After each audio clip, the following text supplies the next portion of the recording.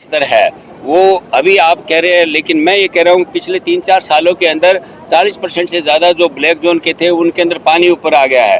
जयपुर जैसे इलाके के अंदर आ गया है। ये प्राकृतिक ऊपर नीचे होता है, इस चीज़ का इतना ज़्यादा नहीं है कि उसके अंदर दोहन, क्योंकि अभी ट्यूबवेल तो खोदे ही नहीं जा रहे हैं। इन पिछले 10 सालों के अंदर इसके ऊपर पाबंदी लगी हुई है, सरकार से परमिशन लेके हो रहा है, तो उसकी तरफ उतना नहीं है।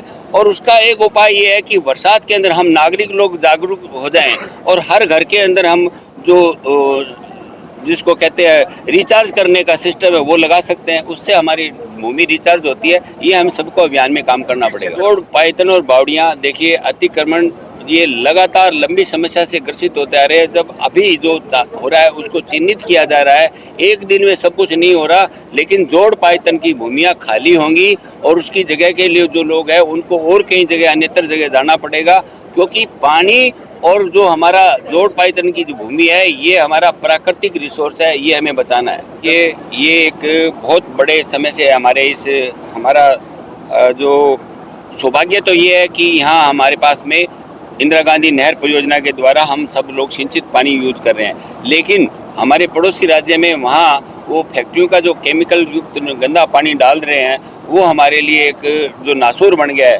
उसके समस्या के समाधान के लिए हमारी सरकारें लगातार बातचीत का ही साधन हो सकता है, पड़ोसी है भाई वो, तो उससे बातचीत करके लगातार हल करने के लिए। और हमारे केंद्रीय मंत्री जो भी हमारे राजस्थान से आते हैं, चाहे वो गजेंद्र सिंह जी है, चाहे अर्जुन राम जी है, चाहे हमारे भागीरथ चौधरी जी हैं, ये सभी लोग उस काम में लगे हुए हैं कि ये गंगानगर के अंदर जो केमिकल युक्त पानी आ रहा है, और भजन लाल जी विशेष तौर से इस बात के लिए प्रयास कर रहे हैं कि गंगानगर और हनुमानगढ़ की जनता को और आगे तक की जनता को शुद्ध और साफ जल मिल सके, इसके लिए व्यवस्था करना। मेरा एक ही, आप सभी लोग जागरूक किसान खड़े हो, आप जब ये चैनल के द्वारा जा रहा है, मीडिया के माध्यम से जा रहा है, मैं ये कह रहा हूँ जनता अपने अधिकारों के प्रति जागरूक हो।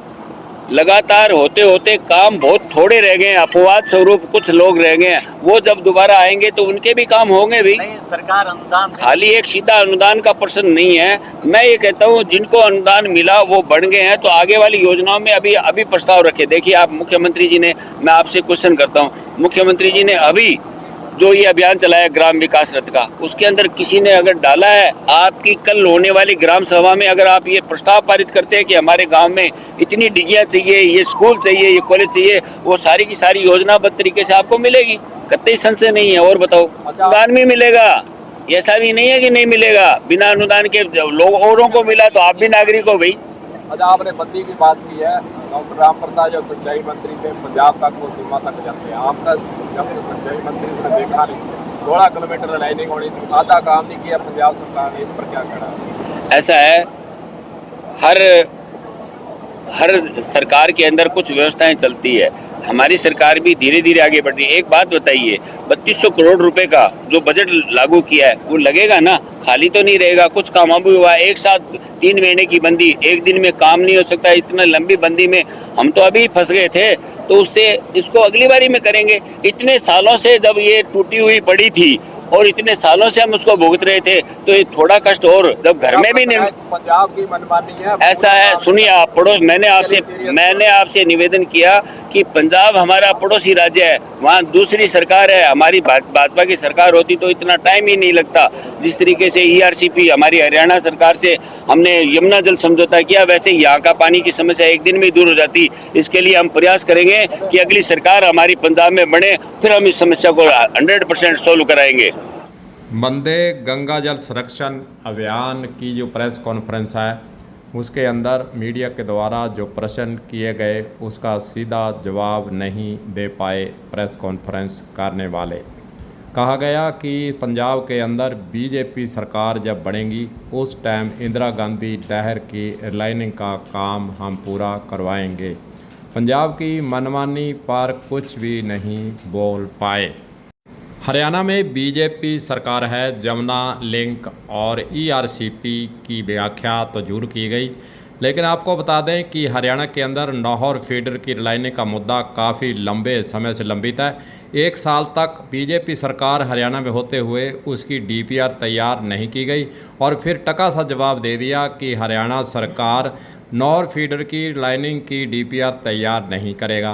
राजस्थान सरकार अपने स्तर पर कर ले, वह भी काम अटका हुआ है। कहनी और कथनी में इस प्रकार देखिए, प्रेस कॉन्फ्रेंस के अंदर जो सवालों के जवाब दिए जाते हैं उसका स्पष्ट उदाहरण आपको हम यह बताना चाह रहे हैं। बीजेपी सरकार के द्वारा जल संरक्षण अभियान जो चलाया है 5 जून तक चलेगा, उसका संरक्षण कैसे होता है उसका उदाहरण एक और आपको दे देते हैं। हनुमानगढ़ जिला मुख्यालय की बात कर लें तो सुरेशिया और नई खुंजा के 4-5 वार्ड आते हैं। वहाँ पर पीएचडी के नल कनेक्शन हैं, लेकिन घरों के अंदर टूटियाँ नहीं हैं। पानी सीधा ही नालियों के अंदर बहता है, उसकी तरफ पीएचडी विभाग का कोई ध्यान नहीं है, कोई सरोकार नहीं है।